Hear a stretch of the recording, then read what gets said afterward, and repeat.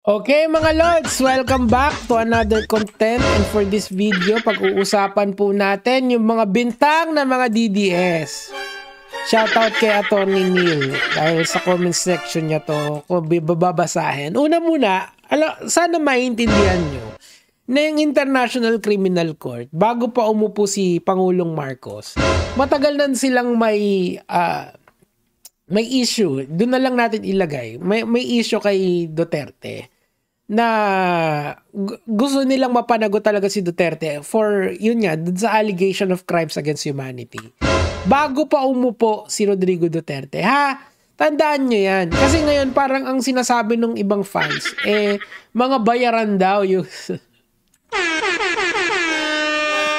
ICC, and it's ridiculous kasi syempre yung ibang mga DDS naman kasi wala naman kasing critical thinking yung mga yan, or at least hindi sila gumagamit ng functional thinking about sa mga ganitong bagay. Parang kung ano lang yung marinig nila sa internet, kung ano lang yung sang-ayon doon sa kanilang iniisip, yun na yun. Walang walang thought process talaga. So gusto ko sanang pag-usapan to in a much deeper context. Kasi, look, wala talaga makukuha ang ICC sa atin. Na una, hindi naman tayo mayaman na bansa para, alam mo yun, like sa Amerika magigets ko, sa China magigets ko, sa Russia magigets ko. Pero sa Pilipinas, anong makukuha nila dito, di ba?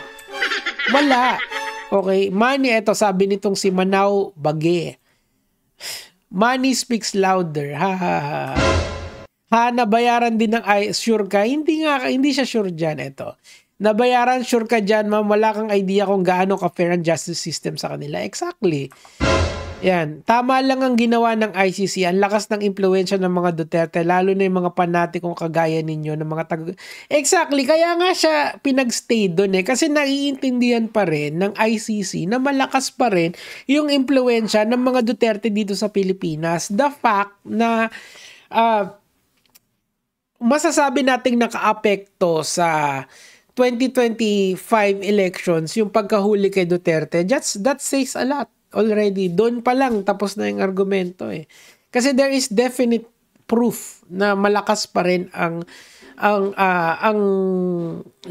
ano ng Duterte, influence, 'di ba? That's the problem Hindi naman actually yung tao If he can move from point A to point B, it's just that if he is given a platform, if he given a platform to speak, madali niyang ma-rile up yung mga tao to go against the government, to go against the people na nasa gitna ng problema ng ICC, yung mga biktima, di ba? This is one way of protecting the people from the influence of Rodrigo Duterte. Di ba? Kasi ngayon, hindi ko naman masasabi na medyo kalat sila. Pero malaki talaga yung effect ng isang Rodrigo Duterte. Okay? Kung nanahimik sana kayo, maganda to. Hindi kayo panay bring him home o kaya panay rally sa dahig, panay sigaw ng kinikidnap si Tatay Digong, baka siguro iba yung kwento. Exactly. Sabi ko nga sa inyo, mas detrimental pa yung ginagawa ng mga DDS supporter, yung mga anak ni Rodrigo Duterte, kesa dun sa mga nag-iisip na kagaya nitong si Jonarl, di ba? Kasi kung hindi sila maingay, malamang baka iba yung sistema Kaso hindi di ba? Mayat-maya ang interview, mayat-maya ang away sa labas ng dahig, di ba? Pauwiin nyo kaya yung mga nagrarally doon araw-araw. Parang may prosesyon ng patay lagi. Parang may lamay doon sa labas ng dahig. Hindi. Kaso wala na yan. At this point, hindi na talaga papaano. Sa page pa lang ng, ito, maganda tong point na to. Sa page pa lang ng International Criminal Court, naaalala nyo ba yung binabash nila na si Nicholas Kaufman, yung ibang Nicholas Kaufman yung napagkamala nila, di ba? Or yung mga judges na hinaras-haras nila, talagang wala talagang magagawa. Puro post-crasher doon, panay angry react, grabe kasi mangharas kayo, taga-support. Kasi hindi nyo makukuha sa social media drama yan or doon sa mga natural na ginagawa ng mga DDS supporter. It's not gonna work, okay? Intindihin nyo. This is not about money. This is not about influence. This is not about kung sino yung sikat. This is about justice. That's it. Yun lang yun. Justisya po ang labanan dito. Eto, pwede ba girahin na lang ang ICC? What? Una, NATO member ang Netherlands. Ibig sabihin, an attack on one country na member ng NATO means gagirahin natin yung buong NATO. Kalaban natin United States na currently tumutulong sa atin sa mga problema natin na hindi natin kaya tulad ng China. Oh, you want to do that as well? Dahil for one person, kayo na lang. Pumunta kayo doon, maghimagsik kayo doon, magdala kayo ng humba. Favorite ni. O ito, ICC how much? Nakakatawa talaga, Diyos ko po. Expect na yan, plano nila yan until 2028. Sana mabuhay at makauwi. Hindi na yan. Baka dyan ginamit yung gold reserve ng Pilipinas sa ICC. Just a thought. Mali ang thought na yan, Diyos ko. Nag-liquidate. Eto naman yan sa gold reserves na yan, Every half term ng kahit sinong presidente, kahit silipin nyo to, si Rodrigo Duterte din, nagli-liquidate sila ng gold assets. For some reason, they do that. They liquidate on the first half of the presidency of the term. Hindi lang si Marcos ang gumawa niyan, pati si Duterte. Pero para sabihin mo na nag-liquidate ng gold assets para ibigay sa ICC, malaking kalokohan yan.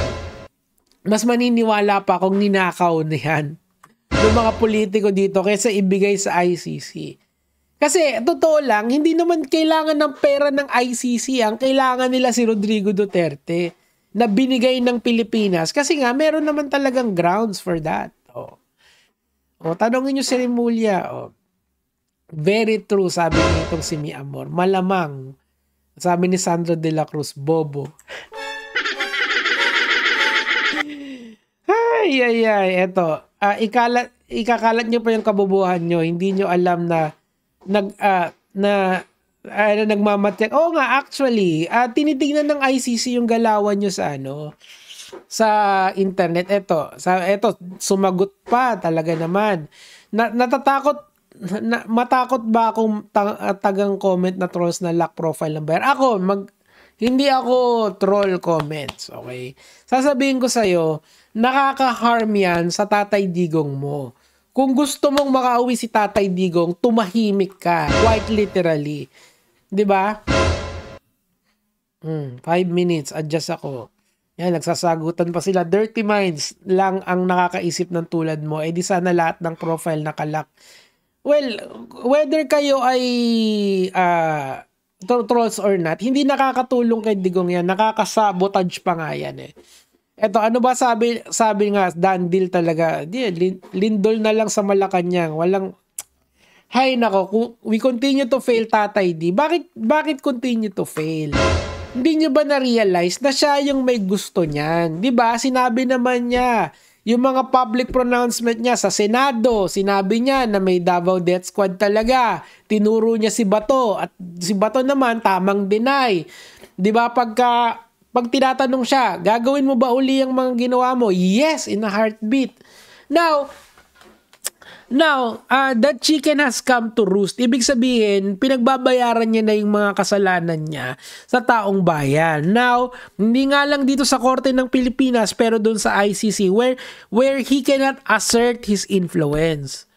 Why did we fail him? He wanted this. Ano ka ba, Loraline Agustin? Naiintindihan mo ba na wala na yan sa Pilipinas? Wala na yan. Hindi nyo na maiiba yung kwento. No matter how strong the propaganda is, no matter who speaks it, it does not matter anymore.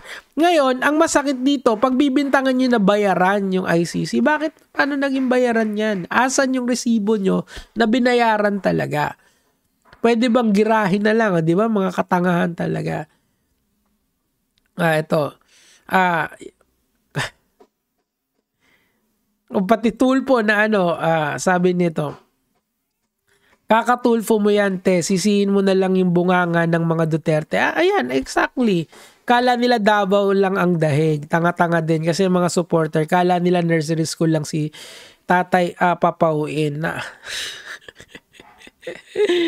Yan, di ba? So, I'm just saying sa inyo na kasalanan niya ni Duterte. Kasalanan niya ng mga supporters niya ngayon. Kasalanan nyo yan kasi ayaw nyo maglubay.